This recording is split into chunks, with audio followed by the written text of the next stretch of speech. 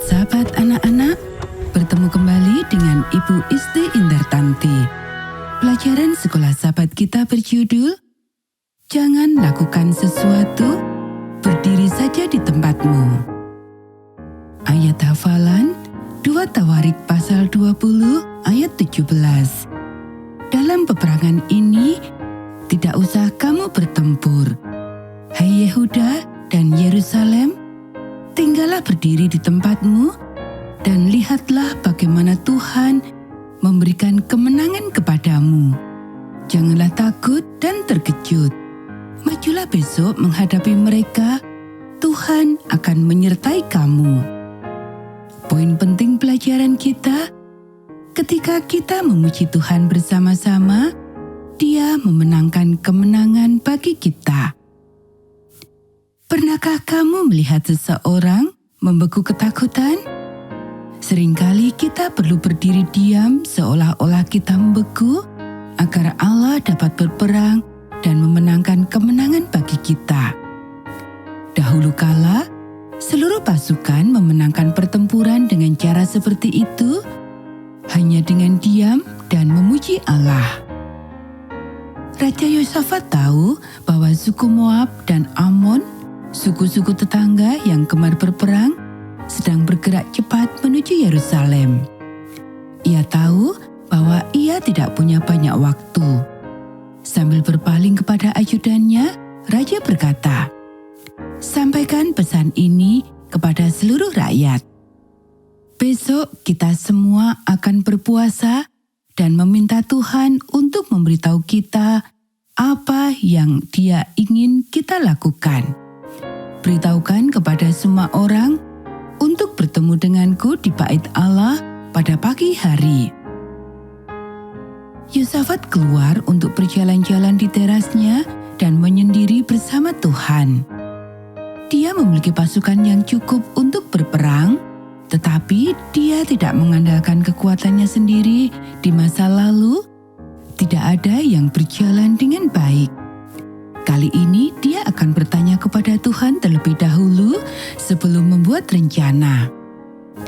Matahari pagi memantul dari tiang-tiang putih yang mengelilingi bait suci. Ketika Yosafat melihat orang banyak berkumpul, dia merasakan kehadiran Tuhan bersamanya. Keheningan menyelimuti kerumunan orang banyak saat raja berdiri untuk berbicara. Para ayah mengangkat anak-anak mereka ke pundak mereka agar dapat melihat dengan lebih jelas. Yosafat mengangkat tangannya untuk menenangkan semua orang, lalu mulai berdoa. "Ya Tuhan, Allah nenek moyang kami, bukankah Engkau Allah di dalam surga? Bukankah Engkau memerintah atas segenap kerajaan bangsa? Kuasa dan keperkasaan ada di dalam tangan-Mu, sehingga tidak ada orang yang dapat bertahan melawan Engkau. Bukankah Engkau, Allah kami, yang menghalau penduduk tanah ini dari depan umat-Mu Israel dan memberikannya kepada keturunan Abraham sahabat-Mu itu untuk selama-lamanya?" Lalu mereka mendiami tanah itu dan mendirikan bagi-Mu tempat kudus untuk nama-Mu. Kata mereka, "Bila suatu malapetaka menimpa kami, yakni pedang, penghukuman, penyakit sampar atau kelaparan, kami akan berdiri di muka rumah-Mu ini di hadapan-Mu, karena nama-Mu tinggal di dalam rumah ini. Dan kami akan berseru kepadamu di dalam kesesakan kami, sampai Engkau mendengar dan menyelamatkan kami. Sekarang lihatlah Bani Amon dan Moab dan orang-orang dari pegunungan Seir ini. Ketika orang Israel datang dari tanah Mesir, Engkau melarang mereka memasuki negerinya. Oleh sebab itu, mereka menjauhinya dan tidak memusnahkannya. Lihatlah, sebagai pembalasan, mereka datang mengusir kami dari tanah milik yang telah Engkau wariskan kepada kami. Ya Allah kami, tidakkah Engkau akan menghukum mereka? Karena kami tidak mempunyai kekuatan untuk menghadapi laskar yang besar ini, yang datang menyerang kami. Kami tidak tahu apa yang harus kami lakukan, tetapi mata kami tertuju kepadamu. Kita bisa baca dalam 2 Tawarik pasal 20 ayat 6-12. Semua orang bertanya-tanya apa yang akan terjadi selanjutnya. Tiba-tiba seorang pria bernama Yahaziel maju ke tengah-tengah kerumunan. Camkanlah, hai seluruh Yehuda dan penduduk Yerusalem dan tuanku Yosafat. Beginilah firman Tuhan kepadamu. Janganlah kamu takut dan terkejut karena laskar yang besar ini.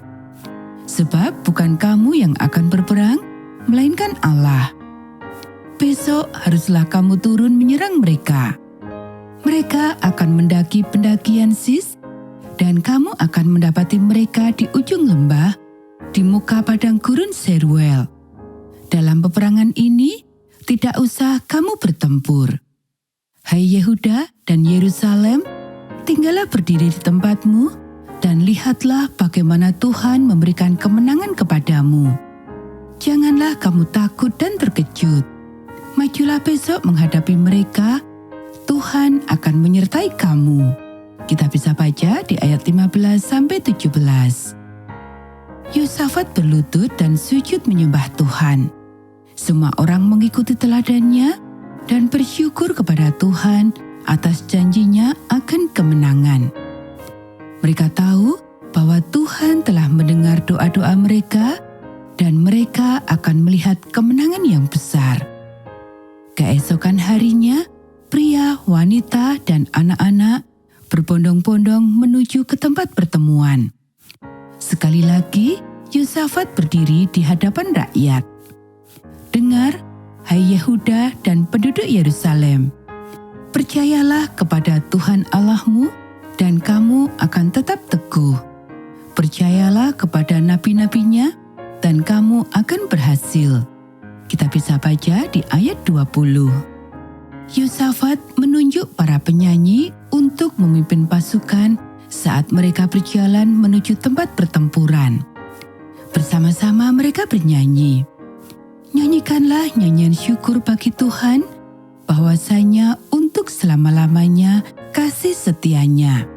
Kita bisa baca di ayat 21. Ketika Yehuda mulai bernyanyi, Tuhan mengatur penyergapan terhadap musuh-musuh mereka. Hal ini membingungkan orang Moab dan Amon. Mereka semua mulai berperang satu sama lain. Ketika Yosafat dan pasukannya yang bernyanyi tiba di puncak bukit dan memandang ke arah padang gurun, tidak ada satupun tentara yang tersisa. Musuh-musuh mereka telah saling membunuh. Raja Yosafat memimpin rakyatnya kembali ke Yerusalem.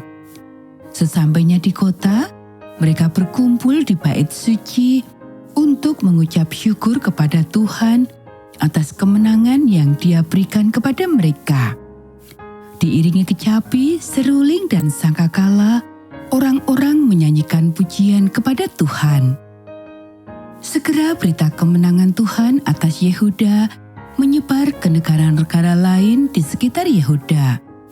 Selama bertahun-tahun, negara-negara itu meninggalkan Yehuda sendirian.